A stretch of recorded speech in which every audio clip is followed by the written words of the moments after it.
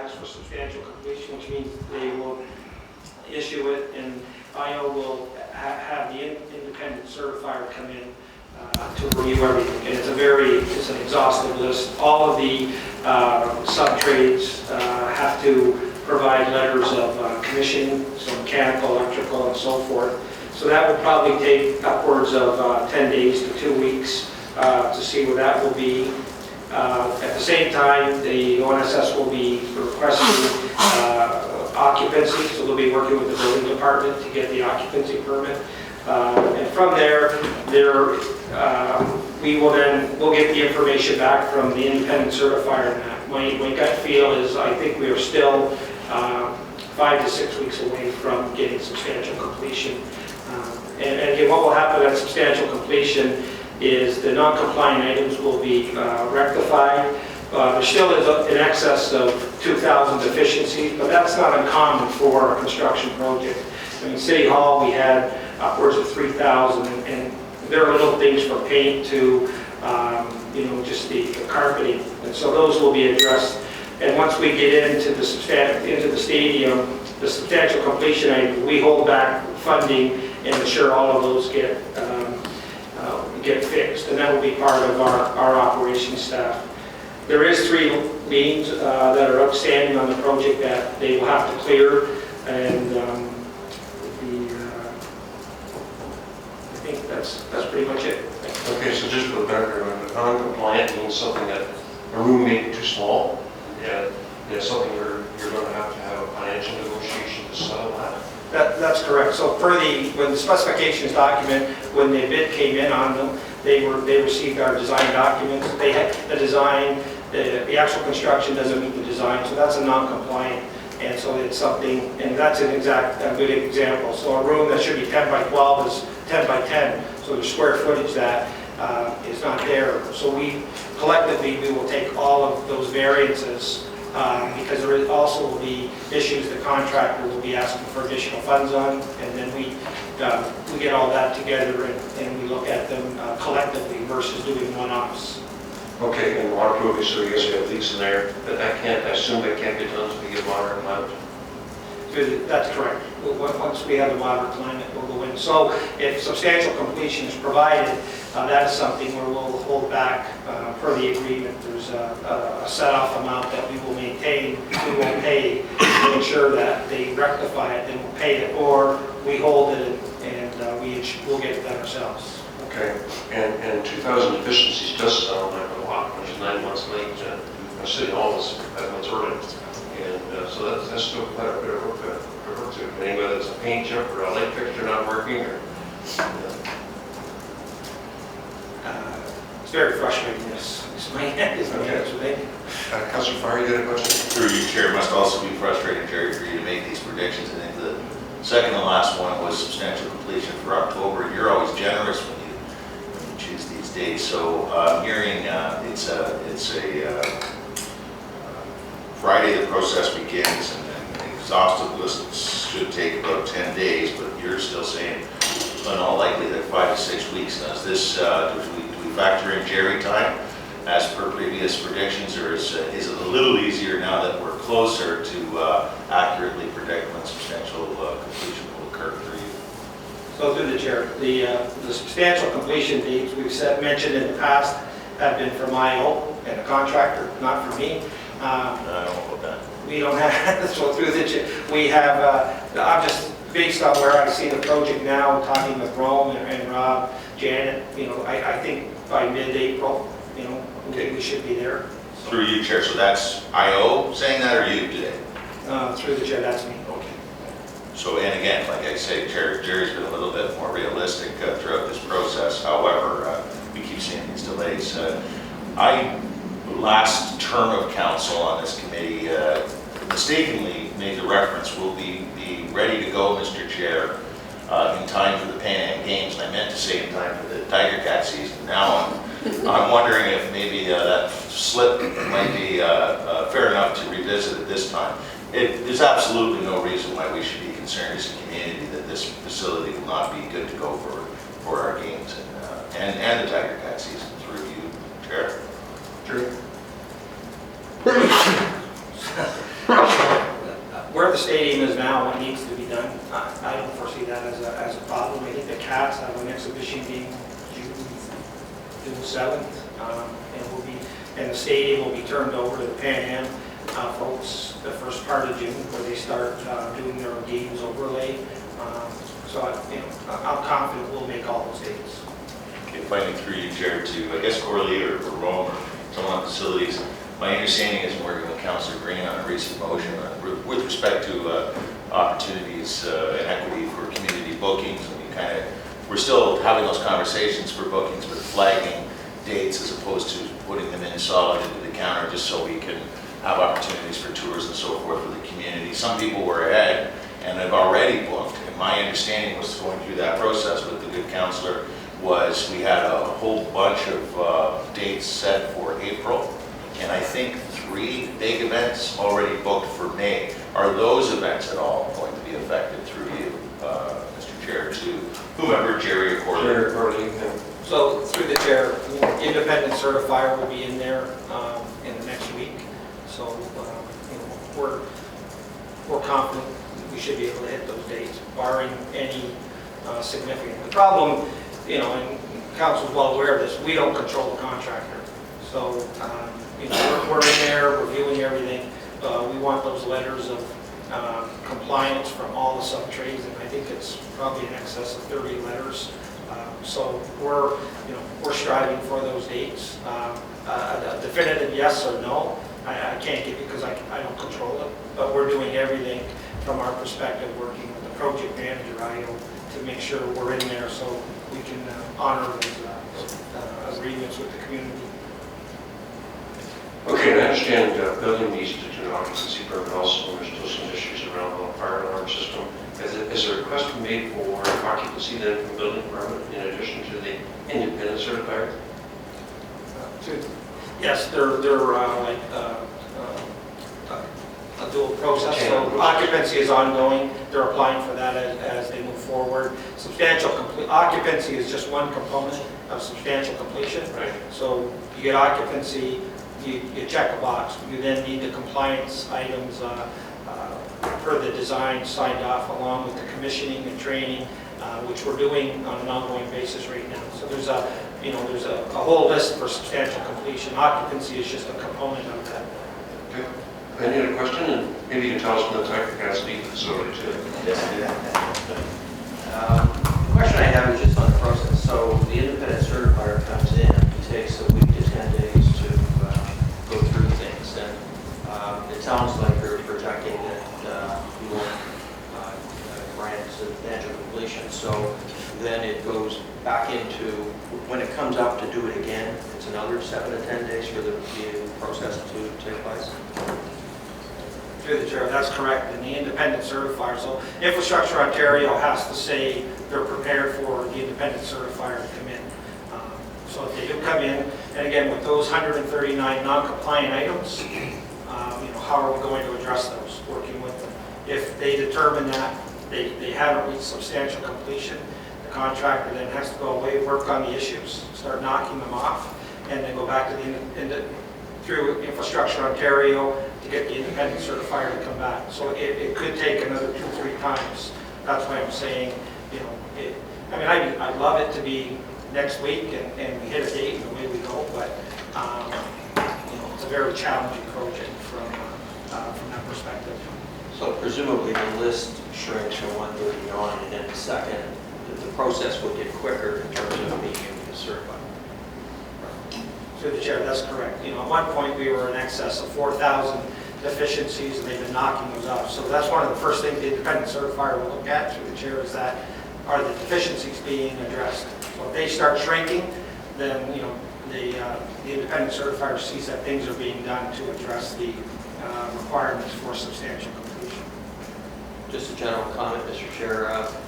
So the Tiger Cats, through primarily Doug Rice League Day and so on, they're down there every other day with, keeping an eye on things. And because we utilize the stadium, anything that's become evident to us, we've worked through the city quite readily, and so we're quite pleased with the cooperation and the attention to things that we brought forward. And so in that respect, we continue certainly our journey with very good cooperation and attention from the city staff and everyone else that's involved from our end. When's the latest date the Tiger Cats have to move in? Or Well, is there no trigger in that time for the games? No, it's, there's still pieces at play, but, you know, training camp's not likely going to be at stage, so it's, our first game is on the road June 28th, and our first home game is August the 3rd, so we've got lots of kind of... Any preseason games going to be in the stadium?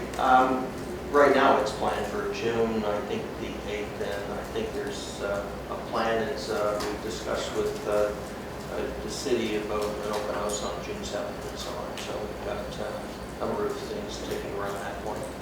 Okay, thank you. And that's a good point. Already the previous council passed a resolution to have the public committee see it. Is that the June 7th date then that you're planning to do that? As of right now, we'll be probably having some dialogue with the Tiger Cats on that date, but we'll also probably be having a formal opening that will be corresponding through the federal government and the provincial government, the Toronto 2015.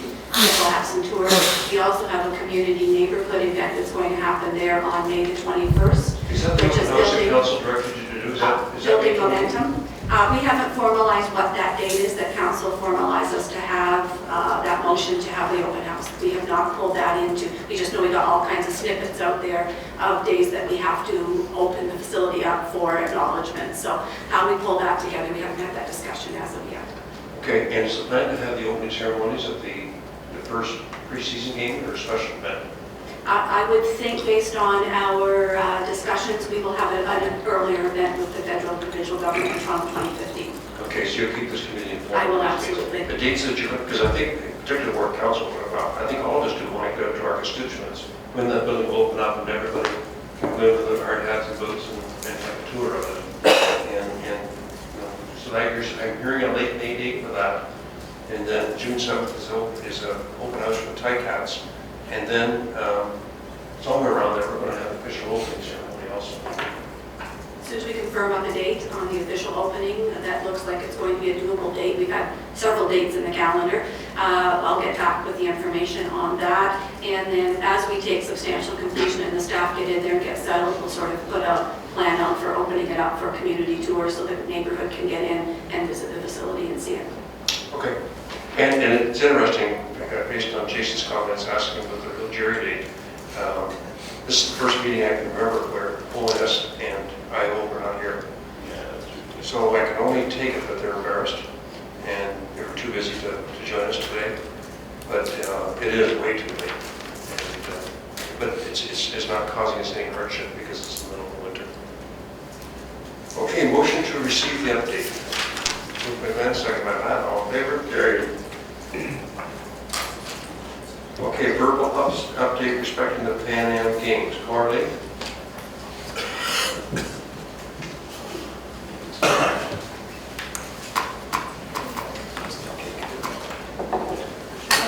Mr. Chair, we're glad to have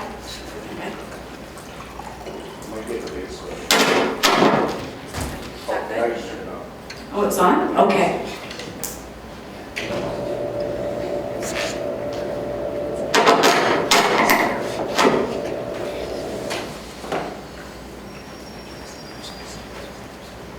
Mr. Chairman, welcome. We're glad to have you back again, and welcome to the new members of the committee. And I stand before you today to give you a little bit of an update on where we are with the planning. It's been 5 months since we last had our meeting, and a lot of stuff has happened since then. And if you look at the table over there of staff that are growing, you can see the PanAm team is growing immensely. You know, I've got Rob in Rome and Janet from the stadium construction side of it, the PanAm team that are actually helping me with the operations piece of it. I've got Greg, I've got Shelley, I've got Amanda, and newest one to our communication piece is Richard Sage. And Richard, just put your hand up there. And Richard joined us in January to do the communication piece for us. We've got Brian and Brian who've been helping us all the way through on the legal piece. And from our financial perspective, I have Carla. She assists us on our financial piece of it. And we're glad to have the whole team. You can see it's building, and we're needing this to keep us moving and keep us planning. So what I wanted to do is just basically step you through a little bit of an update on where we're at, very similar to the presentation I made to Public Works. So for those of you that saw that presentation, my apologies, but I'll step through it again. So a little bit what I want to talk about is the Hamilton Soccer Central venue information, some transportation about the Games Route Network, the host showcase program, sort of how we're structured as a city, and our community engagement piece. So Hamilton is Soccer Central. How we've evolved is McMaster University is now the Satellite Athletes Village. We've got 3 practice facilities confirmed. So we've got the local high schools in St. Thomas More, St. Jean Brébeuf, Bishop Ryan, and we have City View Park in Burlington, which are the practice venues. And I know that prior to our last meeting, we hadn't had those hammered down, and we were still looking at facilities outside the city of Hamilton. So that's a new one for us. A schedule adjustment, I think we knew that going from the last meeting, but just to be sure, the games originally were 5 o'clock and 8 o'clock. They've now shifted back to 5:30 and 8:30. Ticket sales, this was as of December, but you can see that we've 166,900, and I believe now they are well over 200,000 tickets. We'll learn more Friday at our municipal forum. Soccer leads in ticket sales. The medal rounds are closing in on a sellout. The preliminary round sales are keeping pace with the targets, so Toronto 2015 has a number of targets, and we're certainly keeping pace with that.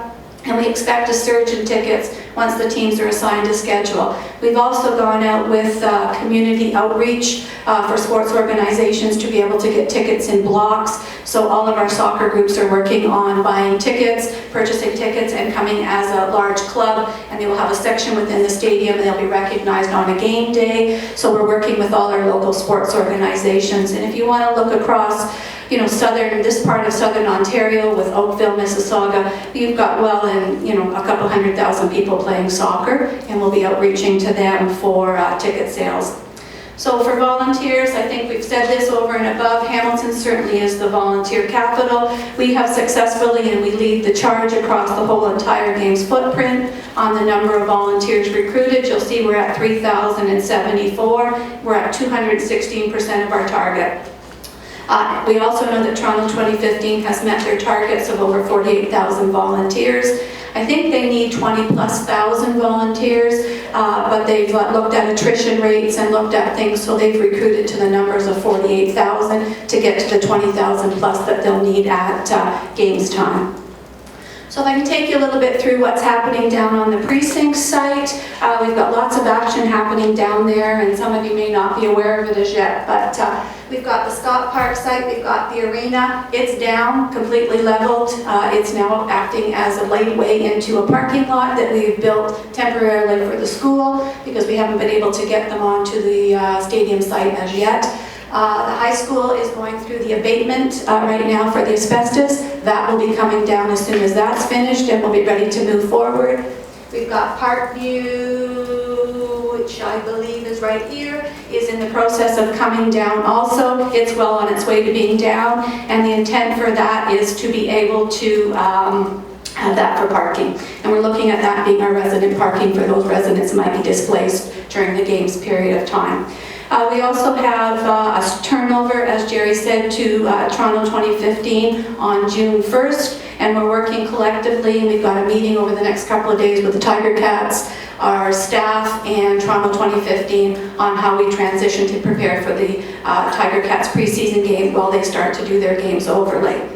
You'll hear the number 18,000 as the capacity for the stadium for a game. It really is 22,500, but about 4,000 of those tickets are allocated for what they call Games Family, which is sponsors, VIPs, and they will be allocated a number of tickets. So as I can say, Tafasco, which has one of our premier sponsors, has been allocated a lot of tickets too. So that all falls within that complement of numbers, just so you can keep the idea that the stadium will be filled. So we want to look at how the athletes, we spend an awful lot of time, and to Al's credit, he has been done a yeoman's job of working with both MTO and Toronto 2015 on pulling together, and I was remiss at introducing him. He's done the bulk of the transportation, the lugging and slugging on this, and he's done a great job. So our athletes will be staying at MAC at the Athletes Village, which is over in this area here. They will take Main Street down gauge to the stadium, and the route going back to MAC will be along King Street. That's very important for how we move the athletes. I think they've got about a 10 to 15 minute travel time that there's an expectation we'll be able to move the athletes. So the Games Route Network, we spend an awful lot of time on signal signs, how we move traffic through. Originally, you might have read that there was going to be an HOV lane. There is not. We figure our traffic flows well enough on Main Street. We don't need an HOV lane. You will also see that we've got the GO stations, of which will be part of our Games Route Network for picking up people coming in off of the GO train, spectators both off of the train and both off of the bus, and that will pick up the Games Route Network to take them down to Gage Street, in Gage to Cannon, and then into the stadium. So let's go to our hard closure area and what's going to happen in and around the stadium. So you'll see the red line. That is going to be what we're going to be called the secure area. So everybody within that area, there'll be no vehicles be able to park. The residents in that area, if they have a driveway, they will be able to park in their driveway. If their driveway can take 2 cars, we will give them 2 access passes to be able to park. So the number of vehicles that they can get in their driveway, they will be given a parking access pass for. They will pass through at Cannon Street. Here, right in here, there will be what we would call a VAP, and that would be the police security system. So for the police to come in, each time they'll pass through that VAP, they'll have their access pass, they'll make their way around to their home, and if they can park in their driveway, they're more than welcome to use their driveway. If they have multiple cars, we will then be looking at either the Parkview site or the Scott Park site for them to be able to park to meet their parking needs. There'll be no parking within that hard area. Traffic will flow around. As you'll see, the arrows will be in a one-way direction, and vehicles will exit out of that area down Melrose to Barton Street. They will then go right on Barton, up Gage, and then pick up the Games Route Network on King Street. So that's how traffic is going to move. You'll see a little bit of a dotted line along Cannon here. We're still working, that's tentative, we're still working with MTO and Toronto 2015 on the shuttle stationing for the buses. We're working with them, we're still not sold that that's the proper area, so we're continuing that dialogue on where shuttles should be staged. The shuttles for that area are the park and drive locations, and the shuttling for the GO station is going to happen on King Street, which is right here. So the shuttling will be along there for the people that are taking the GO station. Lots of marking, lots of wayfinding, lots of information will be in and around that area to direct them, as well as a large number of volunteers when we get into gaze time. We expect to close. The police are going to do their sweep of that area on June the 5th, and the area will then be closed, July the 5th, sorry, went up much too early. July the 5th, and then the area will be closed until July 26th. Athletes will come into practice as of, I believe, July the 8th. They're available for practicing in the stadium until the competition starts on July the 11th.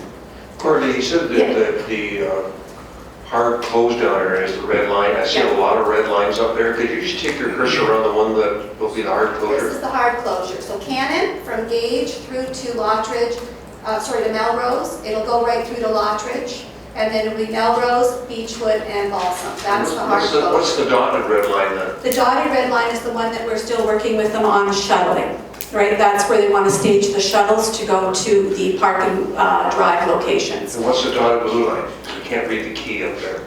The dotted blue line, that's the Games Route Network. That's the Games Route Network. So that just shows it's still part of that Games Route Network. But it won't be closed off to the No. public? No.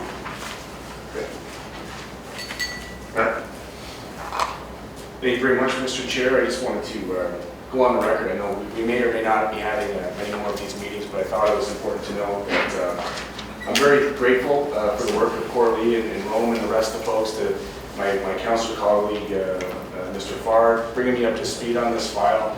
Certainly, you've done everything you can to kind of control the controllables, as it were. And I know a lot of the anxiety that's still being felt in the community is mostly due to the delays. So I'm happy to report that we'll also be hosting a community information night to be able to catch the residents up to speed.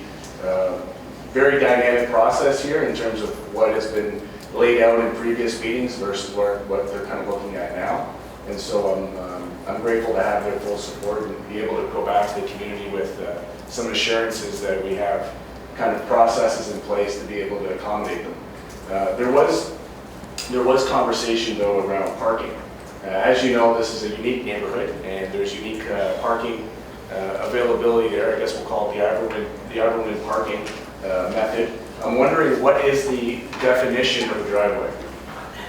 That's a serious question. This is a serious question. It is, no, it is, because we've had a lot of discussion around it. But in the hard closure, and I'll get Al to jump with me on this, in the hard closure, you must have a driveway. It's not your front lawn. You must have a driveway. In that hard closure, which is that red area. In the yellow area, which is the soft closure, it will be local access only. They will be given a parking permit which enables them to park on the street. So no parking pass on the street, you will be ticketed. You can park in your drive, you don't need to have a pass. If you want people to park on your lawn, you're welcome to it. But anybody parking on the street in the yellow area must have a pass on their car or they will get a ticket. So just, and I'm sure you have this figured out, Mr. Chair, Cordelia, I'm sure you have it figured out. There'll be very clear, obvious signage. I know on top of the community consultations that we have, on top of the mail-outs, I mean, you know, we could Morse code this thing, smoke signal it, but at the end of the day, we're gonna have to have like over-obvious signage that clearly states what is and what is not allowed, because I know just having dealt with what we dealt with the snow and signage and parking and everything else, I can see this being a major issue. Failing that, hopefully the PanAmCmte has allocated some additional funds for my office. We'll be receiving all the calls should anything go wrong. And $1.98, I think, figured.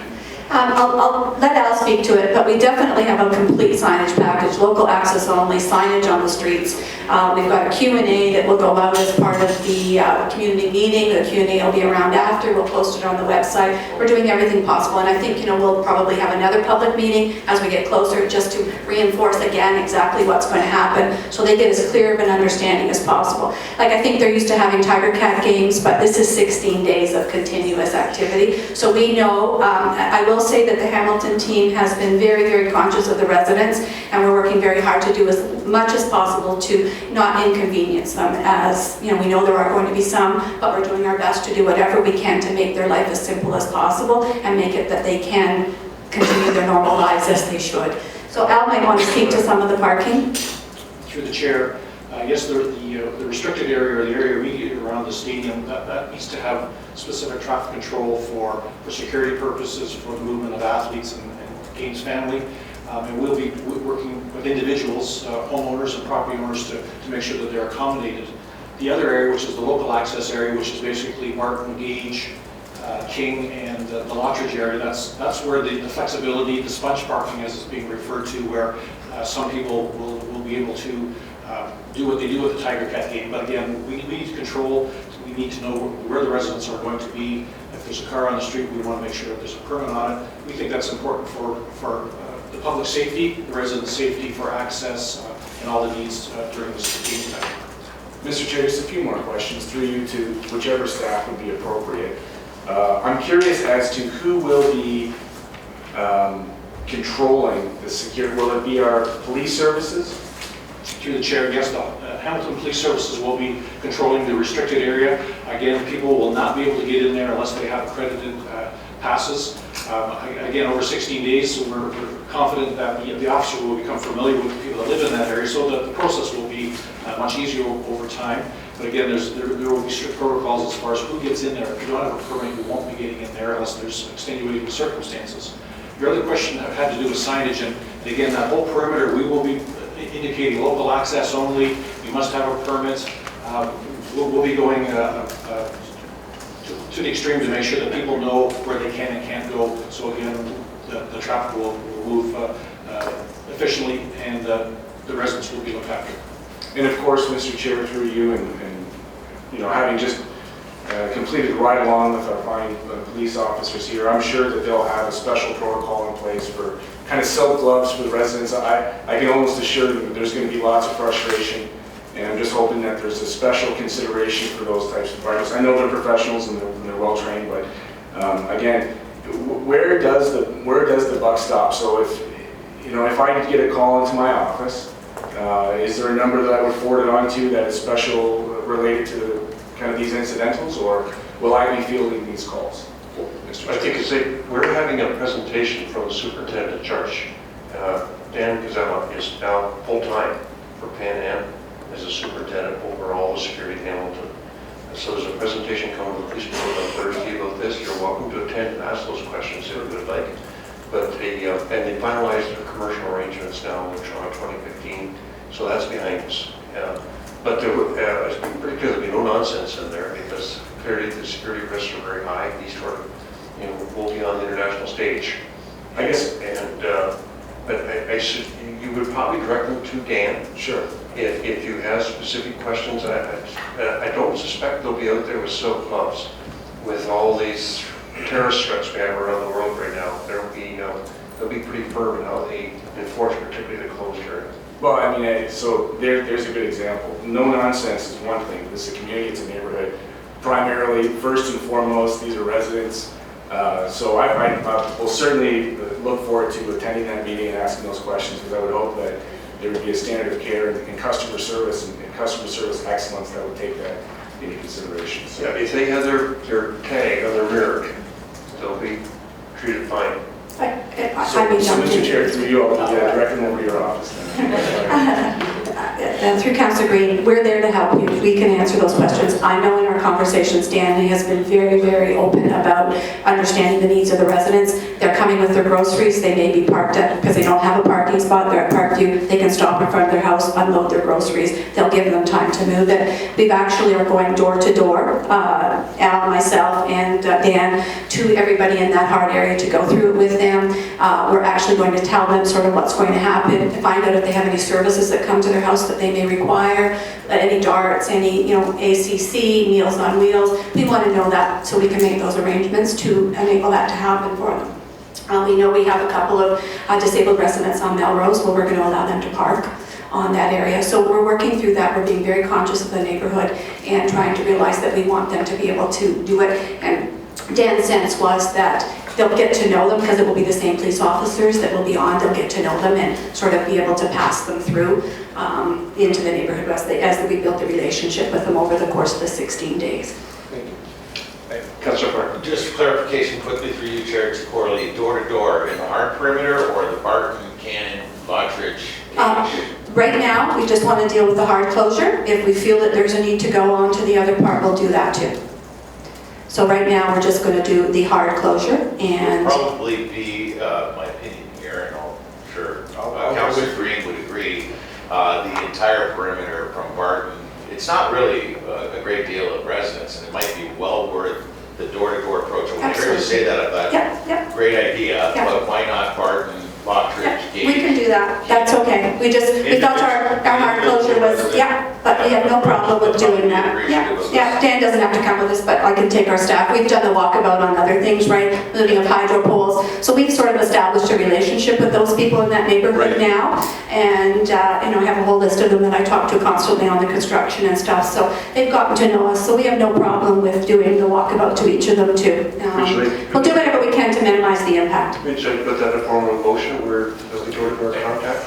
I'm not sure. I think we're good. We care. Mr. Chair, in fact, I'll even go one further. I'll join you on that. Absolutely. Well, and have canvassed those streets multiple times, so I'm happy to join you. Perfect. Okay, go ahead, Gordon.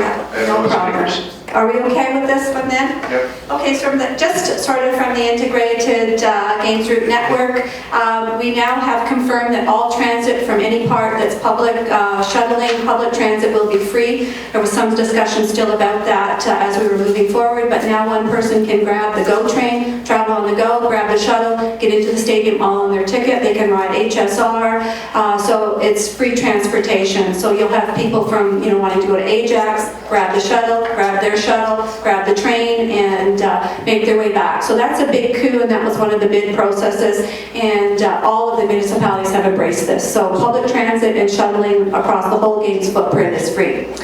GO Transit is behind us, supporting us. They've added 4 extra trains per day to align with the game schedule. So we'll have trains coming into the new Jane Street station that align with the schedule, coming in 2 hours and an hour and a half prior to game time, the shuttling service. We're working with city staff on the Don Glass site, and we're working with DeFasco on the provision of the park and walk sites.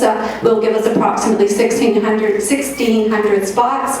We have the accessible parking at the Scott Park lot, which will have 100 spots, and we will now have a driveway and lay-by, which will allow darts and any other accessible vehicles to come in, drop off, whereas before that was going to happen outside the perimeter, so we've been able to address our accessible parking needs. Bicycle parking, as you know, we're looking for multi-modes of transportation to move people to and from the games. Prince of Wales will have 100 valet spaces on their front parking lot, on their front playground area. We've got park and ride shuttle spaces at McMaster and Mohawk. You know, parking has been a bit of a challenge for us, and Mac and Mohawk are supporting us with park and ride shuttles. We will have a private coach loading and unloading strategy for in and around the area. Because we are going out to lots of large groups, we're expecting them to charter a vehicle to come in, and we'll need to have a place for them to be staged. Taxi loading, again, is another. We need a strategy around that as we expect high demand because of spectator volume on needing taxis. And the Scott Park site, we're clearing that for games family and workforce parking and resident parking. So that area will be completely flat, level, and hopefully ready for Pan Am parking. So the Games Route Network, I know at the Public Works, I brought up the area that MTO is taking over responsibility for the shuttle and spectator services, and that is still on track. So it's IBI and First Canadian, or First Student, I think it's First Canada, which here is First Student buses providing the shuttle services. The city will operate the park and walk locations, which is both the DeFasco and the Dominion Glass site. The Games Route Network is to provide a reliable travel route for the Games family, and traffic planning and parking changes around the facility are all being contemplated with consideration for the residents and businesses that I think we just talked about a little bit. So we're trying to do as much as we can to keep the day-to-day lives for the residents as normal as possible. So then we move on to our Host Showcase program. The games are more than just sport, they're about our Pan Am Host Showcase program.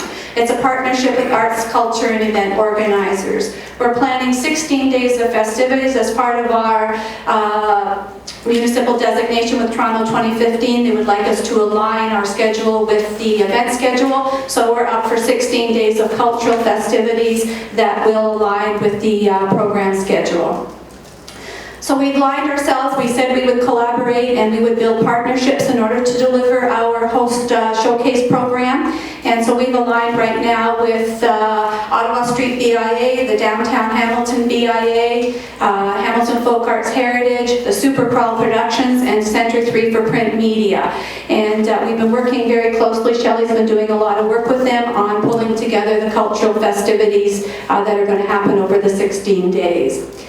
And then we have all their partners that we're working with. You can see that we're still collaborating with the World Music Festival, Brock Music Festival, Hamilton Fringe Festival, Because Beer, Hamilton Civic Museums, the local BIAs have all embraced this, and various performance and entertainment venues, accommodations, and attractions. So we're working collectively across the whole entire city, trying to bring everybody involved as much as we can and see what we can do to get this city hopping during the games period. We have put it all under one program, and we're going to call it Hamilton Kicks It Up. So you'll start to see that. We've got a Cable 14 show right now that's going. You'll start to see some of our ads coming out. So it's under the guise of Hamilton Kicks It Up, and it's our 16 days of cultural celebrations. And this is a little bit of a logo that we've been working on and we continue to refine. So under that, Hamilton Kicks It Up, we have 3 signature event sites. We will be using Gage Park on the first and second weekend. We are working with It's Your Festival and working with World Music on those 2 weekends, and we will have a Viva Journey Pan Am soccer celebration during that period of time. And we're trying to really bring up our multicultural communities within that. We're working hard with It's Your Festival to bring on a number of other local multicultural communities. We have the Downtown Soccer Central and Pan Am Promenade, which is in the downtown core, and this will operate over the whole entire duration of the games. And in that, they will have entertainment. We're looking at some activations that will happen. There'll be participation. Will be Soccer Central at Hamilton Tourism Hamilton's office space. So we're trying to make that the gathering place and the place where people know that there's lots going on. We've working with Soccer Canada, Street Soccer Canada, on running the World's Soccer Homeless Championships during that period of time, and that will happen at the Downtown Promenade at Celebration Square. So we're looking at ways to draw people down. The Chamber of Commerce is helping us out with a corporate challenge on the street soccer program, and we're looking at some activations that engage people and get them involved. And then we close off our final weekend with Super Crawl Productions in a grand closing weekend with multicultural and entertainment, a headliner, and closing off with fireworks that will happen out on down at the waterfront. So one of the big ones that we're still working on and you haven't heard about, it is a brand new one, is a Pan Am investment strategy. This was a big one that came out of Chris's office, is that we wanted to leverage the games from a business perspective. So we've been working with economic development, who have been working with the Hamilton Niagara Initiative, and that is to leverage businesses in the agri business and food processing, clean technology and advanced manufacturing, and the ITC sector. So they've reached out, they've done some preliminary work and looked at target nations. So these are the nations that they're targeting to participate, to come up to the games and be able to celebrate not only the games, but be able to attend and build some business relationships. So this will go on between Monday and Friday on both weeks of the games. I don't have a lot of information on it yet. We're still working on the program, but certainly when we've refined it, I'll get Jennifer Patterson, who's been our link, to come and give us a little bit more of an update on the progress that we're making.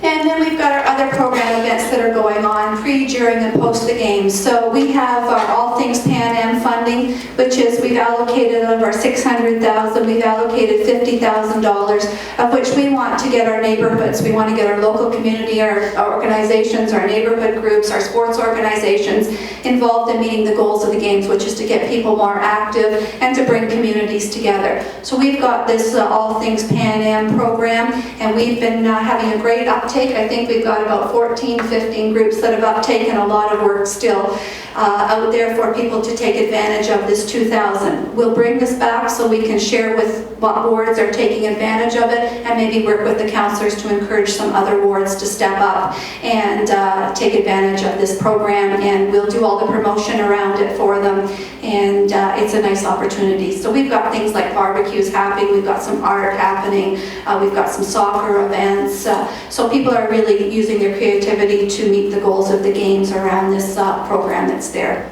We also have for our local businesses, we have the I Heart Pan Am. It's where that they can apply for a local decal, which you'll see to the corner there, and they can put it in their window. It shows they have some information on the games. It shows that they're a booster. It shows that they're a supporter, and they have to do that without, they can use that without having to purchase any commercial rights. So it gives us an opportunity for them to show that they're knowledgeable about Pan Am and they're excited about it and they want to promote it. Our taxi cab drivers will also be able to have the decal in their taxi cab windows. So we think there'll be a big uptake on that, and we're ready to roll that out through Tourism Hamilton. Just some key dates we have. We've got the Parapan and the Pan Am Play Day, and we've got Pan Am Day in Canada. Tentatively right now we're still working with Toronto 2015 on what those dates are. Right now it's the 12th and 13th of June, but understanding there's still a little bit of flexibility around that. We'll come back with more detail on those two programs once we're confirmed on the dates. The other one is our torch relay, and I believe they're either going to be making the announcement right now or they're very shortly going to make the announcement on the torch relay dates. And so our dates, as we already know here, is June 21st, which is National Aboriginal Day, and June 22nd, the torch will return back to Hamilton and depart from the stadium. So we're well on our way with working with the community on the torch relay. More details will follow. I believe the torch announcements will happen in March, the torch bearers, and April, the route will roll out exactly where the torch is going to go. So the details will be coming up today, but our dates are June 21st and 22nd. And we're using a sports theme on the 22nd, so we'll have a sports area coming out of the stadium. Toronto 2015 wanted not only to run the road routes, but they also wanted the torch to pass through any of the new venues. So we'll be bringing it back on the morning of the 22nd and doing a sports theme from leaving the stadium. And then we have the torch, our last commitment over the whole games period. We are not a Parapan city, but we will have the Parapan torch pass through Hamilton, and that date is August the 5th. So we'll bring more details on that when it comes forward. So just to give you a scope of, you see the people that are sitting here on the planning of it. You'll get to see the internal team of staff that are working on this to bring it all together, and sort of all of the groups that we're reporting into. You've got Toronto 2015 with the main operations center, and Brett Brown is going to be our contact through to there. We have the integrated security unit, which is Dan Kinsella and his crew. We've got the unified transport, which Chris and Al have been spending a great deal of time on. We've got our host committee, which our staff work with, and the RTO and Tourism Hamilton, and then our stadium staff spend a lot of time with the Toronto 2015 on the venue. So it's taken a big machine here to pull this together, but everybody's working well and getting full support. So from a public works perspective, how we are deploying, monitoring, and decommissioning, under Jerry we have the whole PanAm Initiatives office.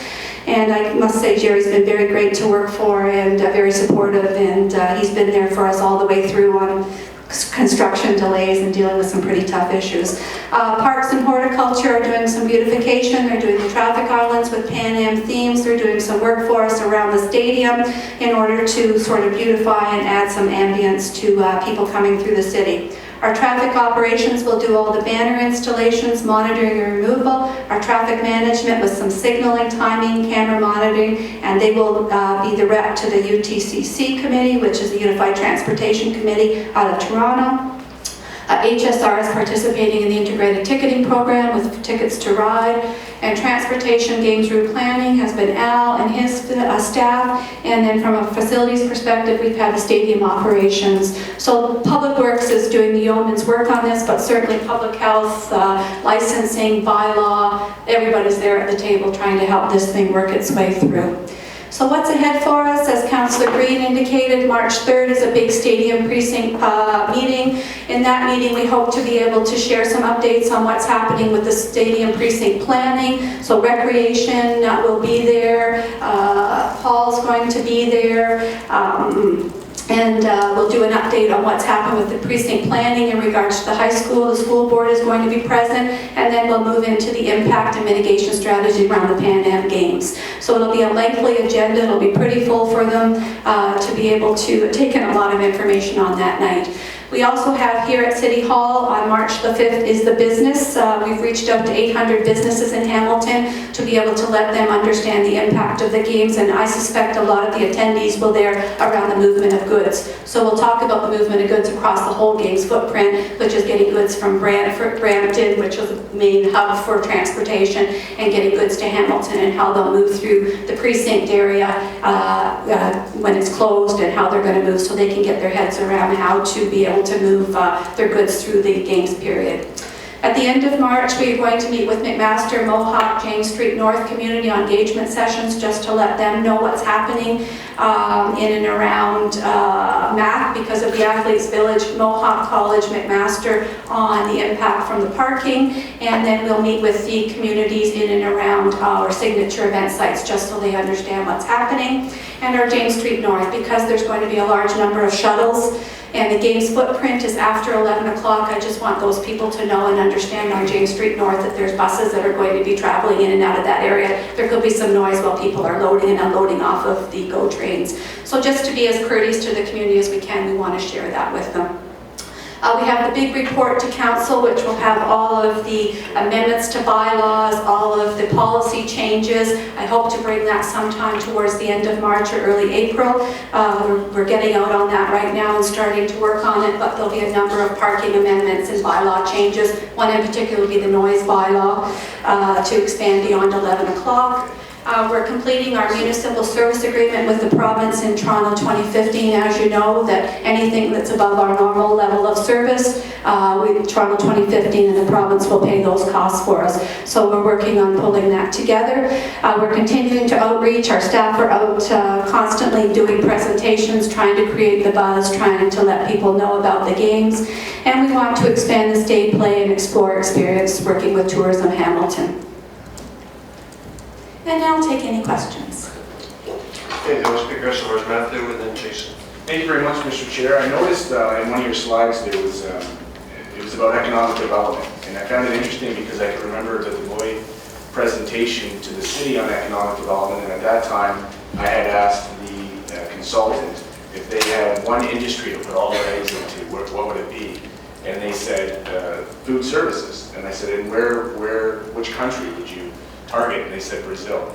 So I find it interesting that, here we are a few weeks later, and the PanAm investment strategy includes both of those topics, food processing and Brazil. So it seems to me that there might be an opportunity to our economic development based on that consultation process through Deloitte to see if we can, really zero in on this opportunity. As we know, soccer being a Latin American, football being a Latin American passion, we might have an opportunity to create some really interesting relationships during that time as using this as a way for our city to roll out the red carpet and perhaps really target down on some food processing or agro businesses out of Brazil and Latin America. It is exactly what our consultant said from Deloitte. So I caught that and thought it was worth sharing and reminding, perhaps through you, Mr. Chair, to the mayor or anybody around from ECDA.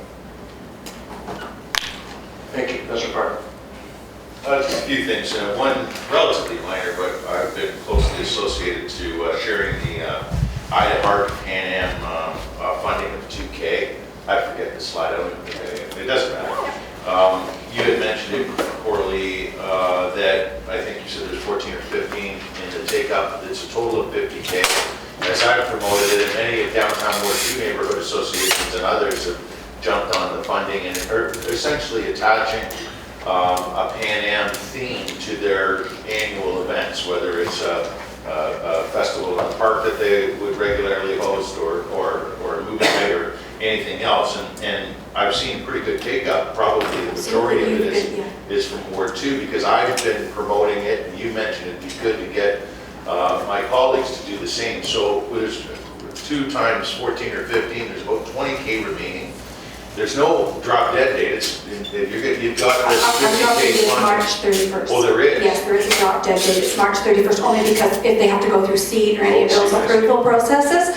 To say afterwards, if there are, we can look at them, but we tried to put March 31st just because of the process, right? If they have to get to seed, we have to get permits, or we have to do whatever, we need to know that in advance. It would be really great. I mean, this is a citywide event. If we could get at least 1 or 2 events getting that $2 grand and attaching, even existing events, whether it's Heritage Days or when that happens, Ancaster or Stony Creek Flag Day, whatever it is, for them to go through a relatively simple application process where we have qualified staff assisting greater than most events, and especially if it's an existing event. So maybe I can give you a hand on, I'm just thinking out loud here, but council is Wednesday, tomorrow. And I'll try to remind publicly all my colleagues to attach to an existing event the IDAHART PanAm theme, because that's the best 50 grand spent we spent. Absolutely, and if you remember at Public Works, I said if I came asking for any money, it would be for that program, right? Because we've had such a good uptake on it, and I'm hoping that we can get representation from every ward across the city so that we do have something going on. Well, I'll stop promoting it. Yeah. No, please do. No, please do. We'll find the money. We'll find the money. We do have the list. We can probably pull that together and I can get it to you for tomorrow for both Councillor Green and Councillor Farr. And if you want to bring that up where we've got representation, so we pretty well got that lined up. It's as simple as Councillor Ferguson from Ancaster offering Maycheck or Shelley's contact, and you find out a couple weeks later they're actually attaching to their existing event an I Heart Pan Am theme, and it'd be great to see it across the city. My second question, I did talk briefly about security, and it may be more closely aligned to you, Chair, because I thought I heard you answer one of Matt's questions with respect to a Thursday meeting with the Hamilton Police Services Board, where you'll be talking with Dan Kinsella, who is now full-time on Pan Am security, and quite obviously, we've recently had the hot topic in the media with respect to a tunnel that they found over by the tennis site at York for the PanAmCmte games. And there's people already asking questions in this community. Are we sniffing around and making extra certain that our security here in the city of Hamilton is double-checked, triple-checked, and what are the eventualities in the event we were to come across, or how are we asserting ourselves to make certain that we're not going to come across a tunnel or any other pre-planned, allegedly or potentially, if it is even associated to Pan, Parapan. It's awful close though to the tennis site. So people are asking questions about that today, and I'm wondering where would this committee fit in, or would you be sharing with this committee on March 23rd when we meet again as the Pan Am Stadium Precinct Subcommittee, details on where we're at in terms of security for the games here in Hamilton and soccer? I can tell you, Councillor, that Dan Kinsella, who is the superintendent in charge of the security for the Pan Am Games in Hamilton, both at McMaster University and the stadium, is doing a presentation monthly now to the Police Services Board, updating us monthly on the status. The big thing that we're able to achieve, that he'll go over with us on Thursday, is the financial arrangements, because of the added scope of McMaster University being as an athlete's village and additional security that will be required for that. So it might be appropriate, and you may want to form a motion asking Dan to come to our next meeting to do a presentation to us on all the security and answer any of those concerns. And, whether the tunnel is just exuberant students looking for a place to hang out by building a tunnel, or whether it's something nastier than that, I'm sure that'll come out. The Toronto Police are in full investigation on that right now. All right, then moved by myself, seconded by, just happen to have one written just in the event. I think we need to go further the direction. Seconded by Councillor Green, that the appropriate staff from Hamilton Police Services, and I'm wondering, is it imperative we bring in someone from the Toronto 2015 security team as well to report? Or you can ask, I don't think so, because other than provide private security inside the stadium, it's Hamilton Police that have responsibility for Hamilton. So that the appropriate staff from HPS game security be requested to update this committee on both current and event-related security measures, March 23rd, 2015. Yeah, just make the request to Dan Kinsella, senior person. That the appropriate, that Dan Kinsella, and we'll get you his title. He's superintendent, but he's in charge, been seconded full-time to Pan Am. It's moved by myself, seconded by Councillor Discussion on Green. the motion? Seeing none, all in favor? Carried. And just on that, Jason, I think Councillor's ahead of you. We have the Heritage Days coming up on June 13th, but we're making the application for that $2,000 grant. Good. We're going to try to get the mascot into the parade. Nice. So that's, Shelley did an excellent presentation last night at the Ancaster PIA and informed about that, so we're jumping all over that. Ben? Just to add a little bit on to, I know that you talked about police services, but through HHS, I sit on their board. We recently were updated at our level about emergency planning that's being done from the hospital's point of view of the city. So I think when you start talking about scenario planning and what's going on in emergency services, you really are looking at not just police, it's fire and hospital. So there's a fair bit of work that's being done that I hadn't been aware of until recently, but it just shows you that the depth of what's been going on in the city to do the scenario planning of what if and so on, and player gets hurt and so on and so on. They've done a fairly good job, and still saying fail to plan, fail. And certainly through this whole process, there's been a lot of very proactive thinking. The second thing I just want to sort of add is on this local business opportunity situation. I have business people I know from Chile, Brazil, and Colombia coming in to see the games, and all of them are booking their own tickets and so on, and they're staying in Toronto likely, and none of them have really have anything in their bomb sites about food processing in the local area or anything. So I don't know where it sits in Toronto in terms of trying to get their hands around these people coming in and doing things, but you're at a moment in time right now that you're looking to get something on their agenda, and I think these people that I know are quite willing to probably do something, including tours and maybe even our great wine country or whatever. I think you need a little more information on what that means when they say local business opportunities, because quite frankly, that sounds to me like it's in outer space somewhere, as opposed to a detailed plan where you're drilling down. If you want it to happen, it's going to have to be a little more specific and a little more aggressive than what I'm getting the impression of from this comment. Thank you. Yes, thank you. And thank you, Coralie and team. I'm thinking to myself, boy, could we have anybody better doing this than Coralie and Shelley and the team out there? I think we're being extremely well served. So congratulations for the work to date. We've got some great pros working on this, and I'm comforted by what I'm hearing. It looks like it's going to be obviously spectacular, but also well organized. So 2 points. As Glenn mentioned a minute ago, emergency control, that kind of interconnecting piece with health sciences, police, fire, all of that I assume is in place and happening, although I haven't heard it in that kind of that higher order sense. So it's actually beyond just policing, it's the whole package. Emergency planning are very, very involved in writing a whole plan, which is engaging the hospitals. They've been outreaching to all of the hospitals. There's a whole plan and things happen. What I can do is I can get them to come, and we'll start to bring those groups to these meetings so they can give you an update on exactly what the planning process is. Public health, fire are very involved. Everybody is very, very involved to ensure that we're not only got plans for things that happen across the city that might be an emergency with the games going on, but what happens within the precinct area. So EMS, everybody's very deeply, they all sit on our committee. They all have a subcommittee that they meet and discuss all of that stuff. So I can bring Brent and Connie into the next meeting, and they can provide an update. I assume that was happening. Yeah. I think it'd be very helpful to have them come and get that kind of higher level detail in terms of what the community is prepared for. Because I think it's important for the community at large to know from a kind of a public perception basis. And then the second piece was on the economic development piece, and I'm just going to mention that as well.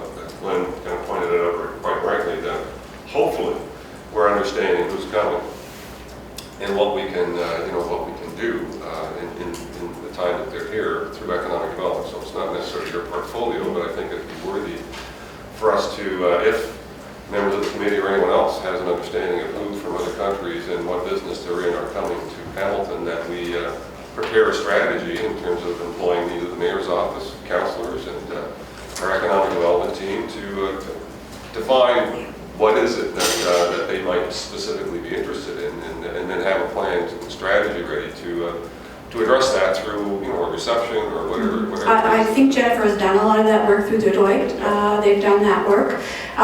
She's working on, I will say, a little bit of working with Niagara, and they're a little bit slower than us. We are meeting with them every 2 weeks just to sort of, we're tying in the games with them just so we're all on the same page. So as to their programming, I think I need Jennifer to come to speak to that as to how they're going to recruit, what they're going to do. The other piece of it is under our designation, we're allowed a day, which is Hamilton Day across the games footprint. So we're thinking that's a good day for either kicking off or a part of this whole place where the mayor has a breakfast, a luncheon or something, and we invite everybody to come to participate on that day. So we're looking at different ways that we can sort of leverage that across the entire games footprint. So not to believe that, I think it might be helpful for Jennifer to come as well at some point. Yeah. I'm listed. We're getting them all listed up. Yeah, because there's lots happening. There's, this is sort of just an overview from just our team, but there's, emergency planning. Sure. Jennifer, our entertainment, our partners are out there busy trying to plan the festivities. So we've got lots of action happening. Great. And that's great, but I think a lot of these things tend to turn on kind of relationships. So where we need to pull in from the broader community, whatever business and industry they're in, developing that kind of one-on-one contact with people. really drives, I think, economic development in a more direct way. So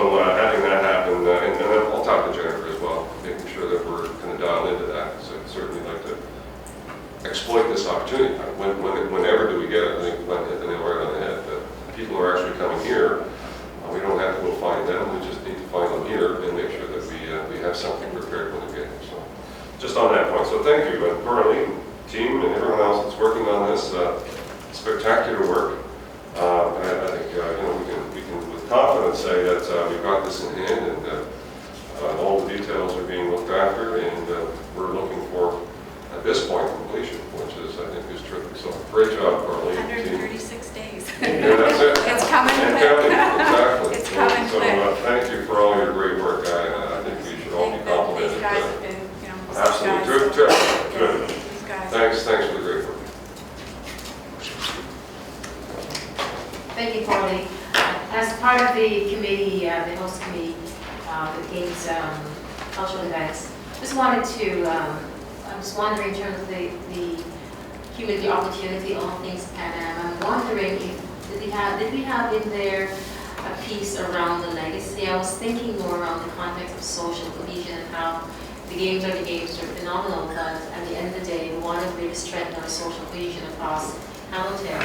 And are those, in that particular part, is there an opportunity for events to happen that would build on the social cohesion theme? Not necessarily a celebration in the context of health and fitness, but how to build a stronger Hamilton? Is that? Well, I'm not sure aware that we had those 11 initiatives that are legacy initiatives that are building on a lot of the stuff that the small little program that the All Things Pan Am does during the games period is a lasting legacy after the games are over. So that is within them.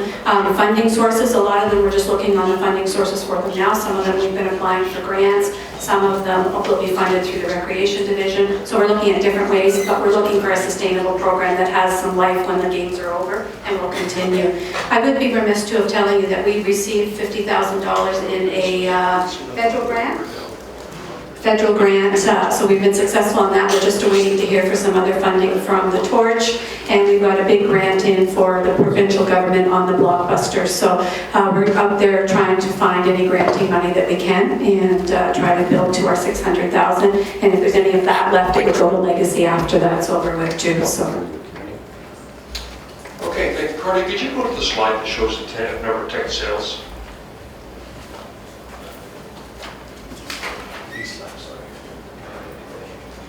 Oh, sorry about that. So 166,000 tickets sold. Now, when you say that's tickets sold, as I understand it, each ticket sold gets you to 2 games. Yes, yes. And so that's really double that then. Well, first of all, how many games will there be There's 32 games. over Over the 16 days, 24,000 people yeah, per game? actually it's under 15 days because the 11th, we have 4 games on that day. So there'll be 2 games in the early part, which is 1 session, it's called a session. So a ticket gets you into a session, which includes 2 games. So 32 games times 24,000 is Yeah. around half a lane Yeah, that will become, if we're sold out. if we're sold out. And the 166 really means, 320,000, doesn't it? So we're half sold out now. That's important to know whether it's a multiple of 2 or not. Yeah, no, it's only 1, so it's like for, When you buy a ticket to a game, it buys you for $20. it gets you 2 games. And so when it says ticket sold, that's sold for 2 games? I would say that's a session, that's for a session, by session. Greg can help me on that one. I would say by session. So that is, he's not there. Oh, there he is. Yeah, that's just in phase 1, but that's not the soccer specific, that's for the entire games. Right now, the last I've heard through the VP of ticketing and branding, we're at about the 24 percentile. We sold about 60,000 tickets for the soccer. And is that 60,000 tickets for 2 games? So it'll be 120,000 bumps to the seat if you will? That is correct. It's the same person for both games when they purchase a ticket. Of course, they're tickets for 2 games, like you said. And so we have enough capacity over that many games and 24,000 seats for 500,000 people. So we're at 120,000, so we're about 25% sold out. That's what they project at this point, yeah. We're at about the quarter mark or 25% mark. Okay. Okay. We I didn't realize expect that when the was schedule- all Pan Am game events. I thought it was just soccer. So I'm glad I clarified that with you. Okay, motion to receive the report. Jason, Glenn, all in favor? Carried. 8.1, there's a staff report before us. Any questions or comments? Otherwise, I'll look for a motion. Jason? Well, I just need an amendment. I think now's the appropriate time, so I would move it, but first, You're moving the main motion first? First the amendment. And seconded by? I had a seconder who left, so Oh, Glenn Glenn Gibson is my seconder. And then you have an amendment now. I do. No, that's And then I'll move it as amended if you like. PW Report 14058A, respecting the Pan Am Games Host Showcase Program, Hamilton kicks it up.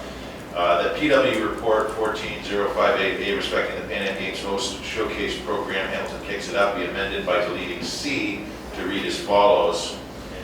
So basically, in the main motion, read now just A, B, and D. I'm not going to read it all through. What we're taking out is C, which is that if required, in parentheses, on a one-time exemption, be approved by council regarding the City Enrichment Fund program's maximum 30% funding limit from the City of Hamilton for our partners. We don't need that now. This is a good extraction, so I'm sure council will be pleased, and thanks to staff for finding a way around having to make an exception in this case and change from our maximum 30% funding limit. So I'll take that out, seconded by Glenn Gibson, and then move the amendment. We already moved the main one, so we'll go first on that. No, we haven't. Have we? Yeah, I got your motion, Glenn seconded it to, then we went to the amendment. Oh, okay. Okay, so all in favor of the amendment? And what that does, just it puts back in place the 30% cap that the Right. city would fund for any of these events. And now to the main motion. Now, just on that, so we're committing up to $600,000, and it's probably better addressed to staff. I don't know whether it's Courtney or Carla, but they were committing about $185,000 in this, of the $600,000. Through the chair, that's correct. So we're spending $185,000 with this motion. Go ahead. And through you then, if I can, so that's 185 of 600. I heard you say the feds just gave us 50, so that 600 is now 650 or more, and plus we're looking at other grant opportunities. Okay. Well, first, yeah, any idea, Courtney, how much of the 600's been spent with this motion in total so far? Well, we've got 50,000 out of it for the All Things Pan Am, so that's what I mean, like, we need to find more money, we've got it there, we've got the 185, and then we've got some money that we've put out in tenders for services in kind, which is portalettes, fencing, tents, that stuff. I don't know what that total is as of yet. We can bring that list to show where we are. Any of the other money that... Know where we are, the yeah, 600,000 yeah, city committed, how much yeah. And then, committed of that now? yeah, our commitment, if there's left, is to put it into entertainment, right? So that's where we're going to invest any of the money. So we'll go back to in the entertainment. So our commitment so far is 185 in this motion, plus 54. The All Things Pan Am. And then we got an unknown amount for security fencing and... Yeah, yeah. So we sort of figure that out, what our needs are. And also we've got our viewing screens, which we know is 90,000. We know it's 90,000 for our viewing screens, which will be at all of the locations. So that's additional 90. Yeah, yeah.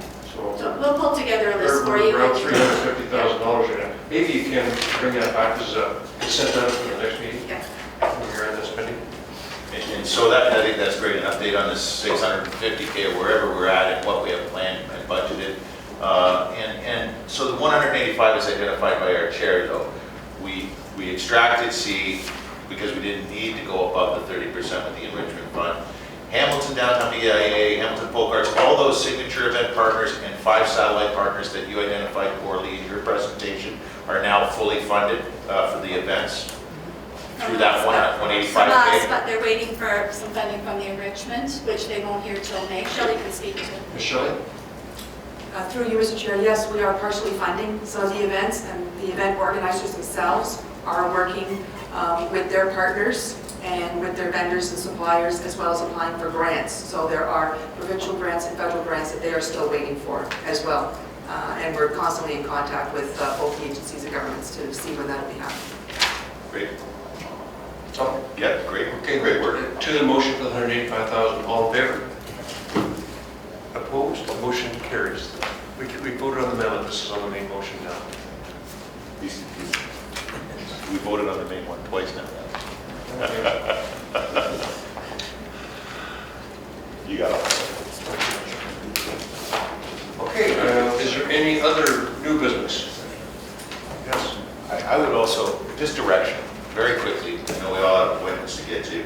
I'm interested, I know, just following closely, moving the request to have the Junos come to Hamilton. It's a big 2015. I understand that it's hard now with the Junos just about a month away to even find a hotel room in the immediate area, including East Mountain and other areas of our city where there's hotels. I would love for tourism to share with us where we're at in terms of, and we were talking about economic development earlier with respect to the Parapan, where we're at with hotel bookings.